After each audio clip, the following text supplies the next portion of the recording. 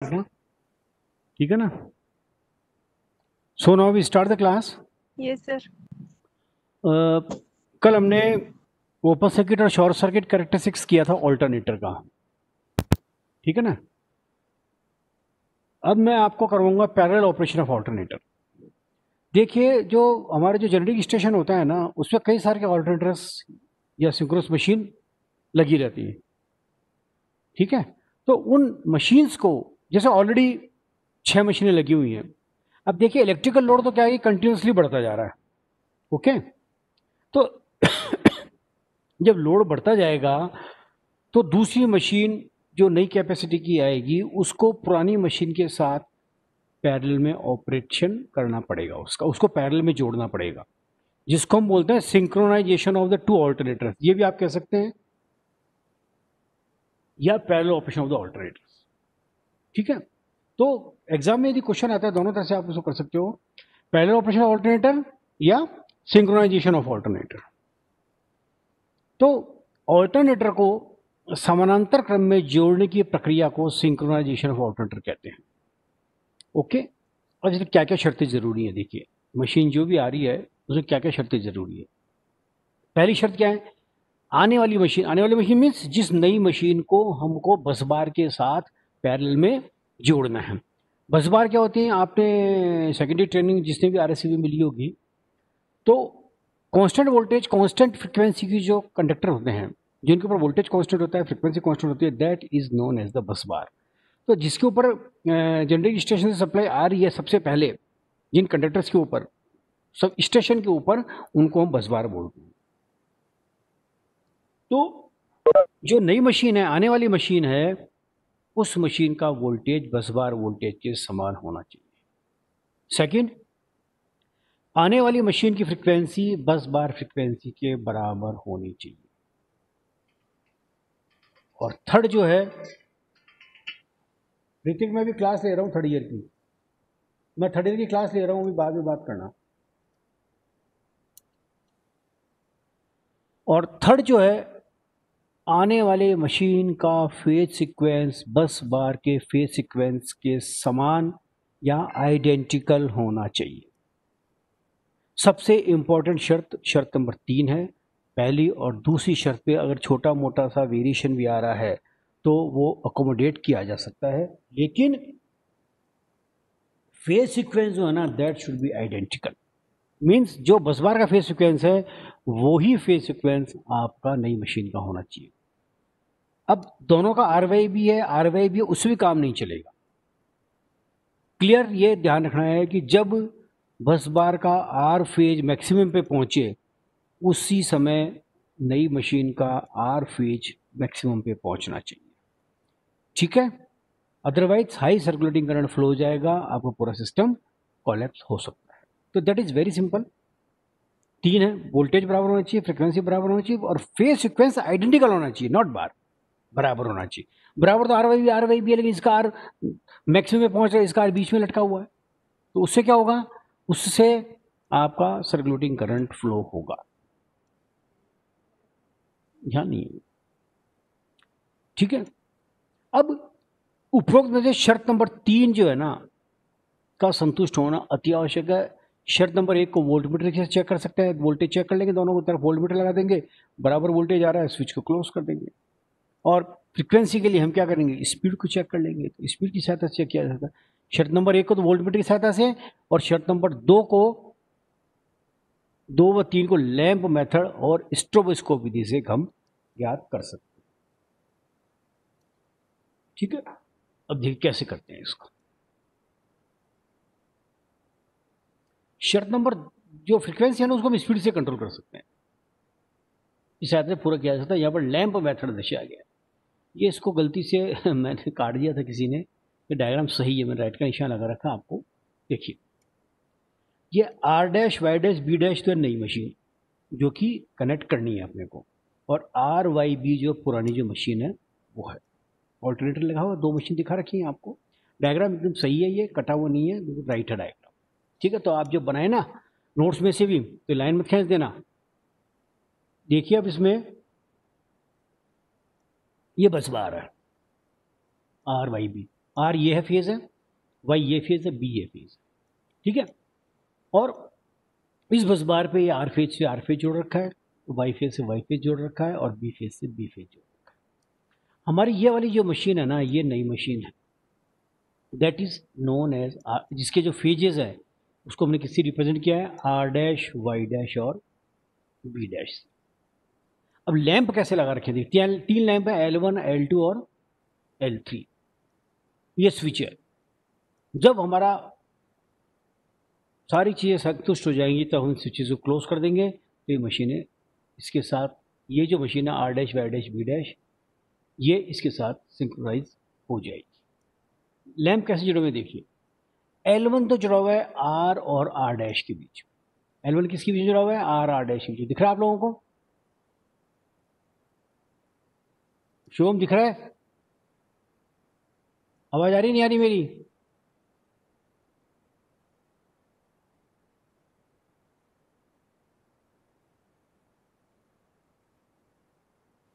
आवाज आ रही है मेरी? Yes sir. अरे सर ठीक है, तो देखिए इसको जोड़ रखा है आर आर डैश के बीच में, L1 को। L2 किसके बीच में जुड़ा हुआ है, L2 जुड़ा हुआ है वाई और बी डैश के बीच। ये ध्यान रखना है आपको, ये फिक्स है। ये एक लैंप तो जुड़ेगा सेम फेज में, बाकी जो दो लैंप जुड़ेंगे वो क्रॉस फेज में जुड़ेंगे आपके, ठीक है। और L3 जुड़ा हुआ है बी और वाई डैश के बीच, दिख रहा है ये L3, ठीक है। अब ये डायग्राम एक और बना रखा है मैंने इस तरीके से समझाने के लिए। ये फिगर 1 था, ये फिगर 2, ये समझ में आ जाएगा। R Y B a phase है और R dash Y dash B dash है। तो L1 किसी में जोड़ रखा था आर आर डैश के बीच में, तो L1 को जोड़ दिया आर आर डैश के बीच में। L2 जोड़ रखा था, ये L2 है, L2 जोड़ रखा है मैंने वाई और बी डैश के बीच में, L2 जोड़ दिया वाई और बी डैश के बीच में। L3 जोड़ दिया बी और वाई डैश के बीच, ठीक है। तो ये फिगर नंबर 2 है, समझ में आ रहा है ये? अब देखिए, ये मैंने दो ट्रायंगल बना के फिगर 3 और फिगर 4 के, बोलो विकास।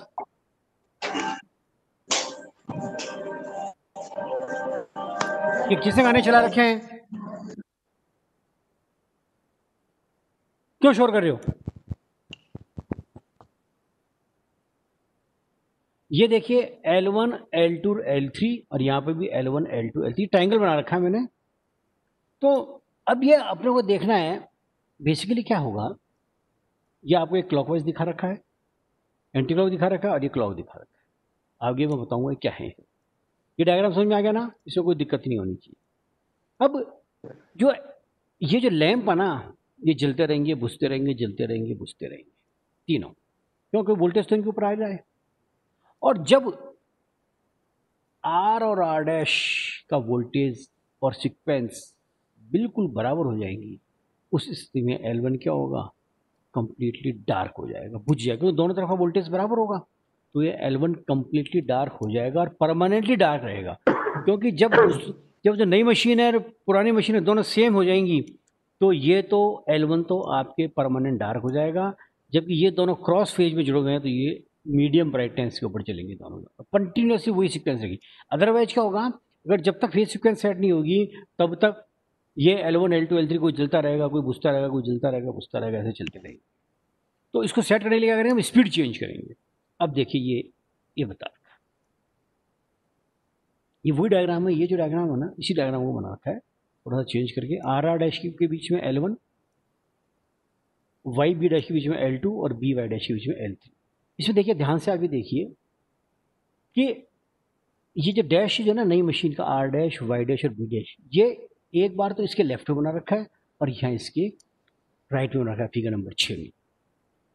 फिगर नंबर 5 में क्या कर रखा है कि ये जो R dash, Y dash, B dash का जो वेक्टर है ना, ये इस आर वाई बी के लेफ्ट में बना हुआ है, और फिगर नंबर 6 में R dash, Y dash, B dash का वेक्टर इस आर के राइट में बना हुआ है। क्या मीनिंग है इसका देखो, ऊपर चित्रानुसार लैंप का कनेक्शन किया जाता है। चित्र 3 व 4 में दोनों मशीनों के स्टार मेथड को भी बताया गया। ये स्टार, ठीक है। अब देखिए, ये इंपॉर्टेंट है, ये जो टॉपिक, ये जो लाइनें अब मैं जो लिख रहा हूं, यदि आने वाली मशीन की स्पीड और फ्रीक्वेंसी, क्यों, n बराबर होता है 120f/p, ठीक है। तो p तो नंबर ऑफ पोल्स है, f फ्रीक्वेंसी है और n स्पीड। तो स्पीड को हम कंट्रोल करेंगे गवर्नर से, तो स्टीम टरबाइन से, स्टीम इनपुट से स्पीड को कंट्रोल करेंगे। तो इसको देखते रहेंगे, तीनों लैंपों को देखते रहेंगे कौन कैसे चल रहा है और स्पीड को कम ज़्यादा करेंगे। यदि आने वाली मशीन की स्पीड और फ्रीक्वेंसी 10 बार फ्रीक्वेंसी से अधिक है तो लैंप के जलने का, हाँ बोलो Shubham, sequence L1 L2 L3 होगा। हाँ बोलो शुभम। ये देखो, आने वाली मशीन की स्पीड और फ्रीक्वेंसी ज़्यादा है तो ज़्यादा होगी तो क्या होगा, इसका जो वेक्टर है ना R डैश Y डैश और B डैश, ये R Y और B वेक्टर से आगे होगा।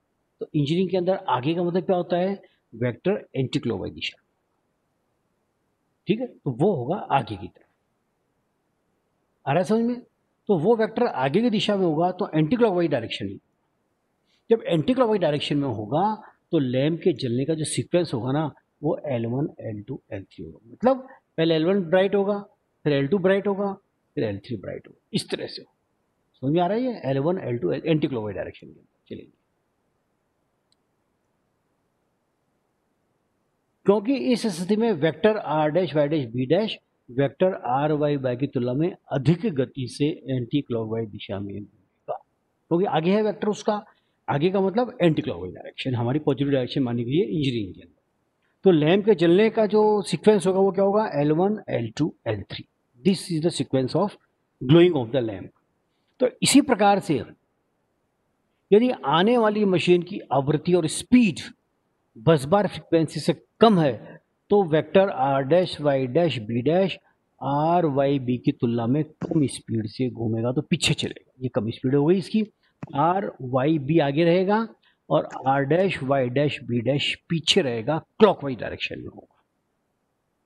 ओके,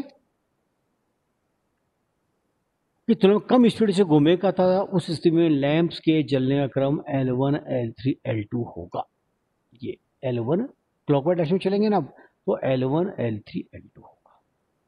तो ये बल्ब कंटिन्यूस इस तरह से चलेंगे। हाँ बोलो अतुल। अतुल आ जाएगा ज्वाइन करने के लिए इतने दिनों बाद? अतुल आवाज आ रही है? हाँ सर आ रही है। हाँ, तो तुम इतने दिनों बाद कैसे आए? तुम तो सेकेंडरी में तो रेगुलर रहते थे। चलो कोई नहीं। सर इतने दिन फोन नहीं था। अरे तो भाई किसका ले लेते यार, कोर्स वोर्स तो आधा तो निपट ही गया, और क्या है। सर वो मैं कवर कर लूंगा। हाँ, वो वीडियो लेक्चर जो है ना यूट्यूब पर पड़े हुए हैं, E306 के नाम से, वो देख लेना आप, ठीक है ना। चलो एनीवे, ठीक है सर। ये बंद कर दो फोन। अरे किसका फोन चल रहा है ये?